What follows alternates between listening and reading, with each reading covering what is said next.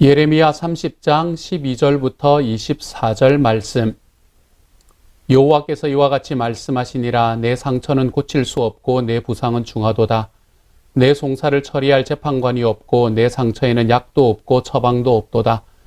너를 사랑하던 자가 다 너를 잊고 찾지 아니하니 이는 내 악행이 많고 내 죄가 많기 때문에 나는 내 원수가 당할 고난을 내가 받게 하며 잔인한 징계를 내렸도다. 너는 어찌하여 내 상처 때문에 부르짖느냐. 내 고통이 심하도다. 내 악행이 많고 내 죄가 허다함으로 내가 이 일을 너에게 행하였느니라. 그러므로 너를 먹는 모든 자는 잡아먹힐 것이며 내 모든 대적은 사로잡혀 갈 것이고 너에게서 탈취해 간 자는 탈취를 당할 것이며 너에게서 노략질한 모든 자는 노략물이 되리라. 여호와의 말씀이니라. 그들이 쫓겨난 자라 하매 시온을 찾는 자가 없은즉 내가 너희 상처로부터 새살이 돋아나게 하여 너를 고쳐주리라. 여호와께서 말씀하시니라. 보라, 내가 야곱 장막의 포로들을 돌아오게 할 것이고 그 거처들의 사랑을 베풀 것이라. 성읍은 그 폐허가 된 언덕 위에 건축될 것이요 그 보르는 규정에 따라 사람이 살게 되리라. 그들에게서 감사하는 소리가 나오고 즐거워하는 자들의 소리가 나오리라. 내가 그들을 번성하게 하리니 그들의 수가 줄어들지 아니하겠고 내가 그들을 존귀하게 하리니 그들은 비천하여지지 아니하리라. 그의 자손은 예전과 같겠고 그 회중은 내 앞에 굳게 설 것이며 그를 압박하는 모든 사람은 내가 다 벌하리라. 그 영도자는 그들 중에서 나올 것이요 그 통치자도 그들 중에서 나오리라. 내가 그를 가까이 오게 하리니 그가 내게 가까이 오리라. 참으로 담대한 마음으로 내게 가까이 올 자가 누구냐. 여호와의 말씀이니라. 너희는 내 백성이 되겠고 나는 너희들이 하나님이 되리라. 보라, 여호와의 노여움이 일어나 폭풍과 회오리 바람처럼 악인의 머리 위에서 회오리 칠 것이라. 여호와의 진노는 그의 마음의 뜻한 바를 행하여 이루기까지는 돌이키지 아니하나니 너희가 끝날에 그것을 깨달으리라. 아멘. 오늘의 말씀에서 하나님께서는 이스라엘 백성들에게 예레미야를 통해서 그들이 하나님 앞에 죄가 있는 것들은 그들의 죄로 인해서 심판하시고 그리고 그 죄로 인해서 심판받은 이스라엘 백성들, 그 죄로 인해서 심판받았기 때문에 이제 나라가 멸망하게 되는 그들을 향해서 하나님께서는 회복의 메시지를 또다시 전해주고 계십니다. 하나님의 회복의 메시지는 예레미야에 따르면 금방 지금 눈앞에서 닥쳐오는 그런 현실이 아니라 앞으로 70년 기간이라는 오랜 동안의 아픔과 어려움의 시간, 고난의 시간과 시련의 시간을 거친 후에 비로소 그들에게 다가오는 그러한 회복의 시간이다라고 성경은 이야기를 하고 있지요. 이 70년의 기간 동안에 이스라엘 백성들은, 이 유다의 백성들은 이 바벨론이라는 곳에 사로잡혀 가서 그곳에서 참으로 힘들게 살았던 그런 70년을 살았을 것입니다. 다른 나라에서 사로잡혀 온 이제 망국의 후예로서 살아가는 그러한 사람들, 얼마나 힘들고 얼마나 어려운 일을, 얼마나 어려운 길로 걸어갔겠습니까? 하지만 이 모든 과정 속에서 이들에게 정말 그 70년의 기간 동안에 이들을 붙들어 주었던 것, 이들에게 하나님 앞에서 내가 이곳에서 멸망하지 않고 하나님께서 나를 구원하실 것이라고 믿게 해 주었던 것은 오늘의 말씀에서 우리 예레미야가 이 예레미야의 서 전체의 말씀을 통해서 그를 통해서 하나님께서 주셨던 이 회복의 기록이 있기 때문에 가능했던 것인 것 같습니다. 예레미야가 그들에게 썼던 편지, 예레미야가 그들에게 했던 이야기들이 기록되어 있던 그 기록들을 바라보면서 하나님께서 우리를 이렇게 하시겠다고 말씀하셨지. 오늘의 말씀에서 이야기하듯이 주님께서는 우리가 다시 이 모든 환경과 어려움 속에서 회복되리라고 이야기하셨지. 라는 것을 다시 한번 돌이키고 그리고 그 속에서 이 말씀 속에서 이 기록 속에서 우리 하나님의 은혜와 하나님의 사랑을 다시 한번 경험하며 살아갈 수 있게 되었던 것이지요. 이와 같이 과거의 삶 속에서 그냥 한 번에 쑥 지나가 버리는 것이 아니라 그것이 기록으로 남아있는 것, 그것이 바로 우리는 역사라고 이야기하는 기록입니다. 우리가 그 어떤 무엇인가가 기록되지 않으면 우리는 그것을 역사라고 이야기할 수가 없습니다. 우리가 그 어떤 일들이 일어났을 때에 그 일들이 문자로 기록이 되어서 그 후손들이 볼 수 있도록 만들어 둔 것, 그것을 우리는 역사라고 이야기하죠. 만약에 기록으로서 역사가 없었다면 우리는 이 자리에 앉아서 수백 년 혹은 수천 년 전에 일어났던 일들을 전혀 알 수가 없었을 것입니다. 과거의 사람들은 어떻게 살았는지, 그들은 무슨 음식을 먹고 그들은 무슨 책을 읽으며 살았는지, 또한 과거의 사람들은 그들의 지도자들은 어떠했는지, 우리에게 남겨져 있는 이 역사라는 기록물이 없었다면 우리는 그 귀중한 역사들을 오늘날에 알지도 못했을 것이고 되새기지도 못했을 것입니다. 역사가 이처럼 기록으로 중요하다라는 사실을 미리 일찍부터 깨달은 사람이 있었습니다. 그 사람이 바로 정약용이라는 사람이었습니다. 정약용에 관한 이야기는 참으로 많은 이야기들이 글로서 우리에게 남겨져 있는데요. 이 사람은 조선 후기 정조가 가장 사랑했던 신하 중에 한 사람이었습니다. 그와 그의 집안은 서학이라고 이야기하는 이 천주교를 믿었던 사람들이기도 했었지요. 그런데 그 당시에 천주교라는 것은 사회에서 도저히 용납받을 수가 없는 종교였습니다. 그래서 그가 천주교를 믿는다라는 이유로 정약용의 반대편에 서 있던 사람들은 그를 탄핵하였습니다. 정조가 그를 너무나 좋아하고 사랑했기에 그를 살피고 돌보아 주었지만 더 이상 왕의 힘으로도 그를 품을 수 없는 상황에 이르렀지요. 그랬더니 정조는 정약용에게 이제 지금 당신의 반대하는 세력이 너무나 강하니까 지금 당장 조금만 피해 있으면 어떻겠느냐라고 정약용에게 이야기합니다. 그러면서 이렇게 이야기하지요. 내가 너를 귀양 보낼 것인데 그 기간은 길지 않을 것이다.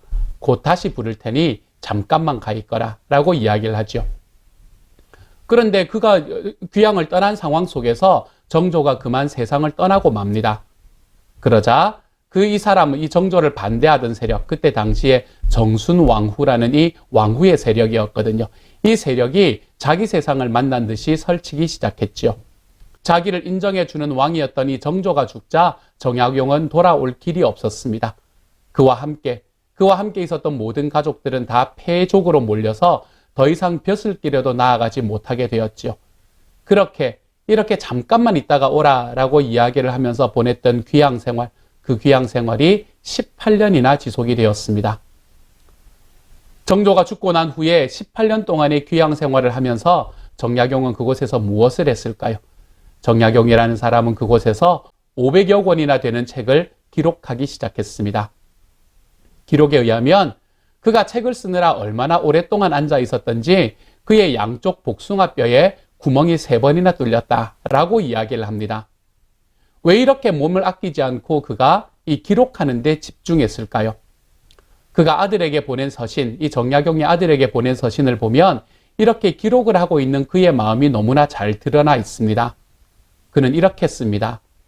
아들아, 내가 이렇게 글을 계속 쓰는 이유는 멸문지화를 당한 우리 집안이 패족으로 몰려서 사람들에게 완전히 잊히지 않기 위함이다. 만약 내가 글을 쓰지 않으면 재판 기록만 남을 것인데 그 기록만 보면 후대 사람들이 오해할 만하지 않겠는가? 그러므로 나는 끊임없이 글을 써서 사람들의 오해를 불식시키려고 한다. 이렇게요. 정약용은 이처럼 역사가 무엇인가라는 것을 너무나 잘 알고 있는 사람이었습니다. 시간이 지난 오늘 이 시대의 어떤 사람도 우리 정약용이라는 이분을 국법을 어긴 흉악범으로 기억하지 않습니다. 오히려 조선 후기에 실학을 집대성한 사람으로 기억하고 있죠. 왜 그렇게 되었습니까? 그 이유는 그가 끊임없이 기록물을 남겼기 때문입니다. 하나님께서도 이처럼 예레미야에게 우리 어제의 말씀을 보면 예레미야에게 내가 지금 너에게 하는 말을 기록하라 라고 이야기하십니다. 하나님께서도 이 기록의 중요성에 대해서 너무나 잘 알고 계셨던 것 같습니다. 예레미야를 통해서 하나님께서 기록하신 그 말씀은 이 70년이라는 기간 동안에 정말 자기가 알지도 못하고 그동안 경험하지도 못했던 땅에서 힘들고 어려운 생활을 하며 살아가던 사람들에게 위로가 되고 그들에게 그들의 마음에 능력이 되는 말씀이 될 수 있었습니다.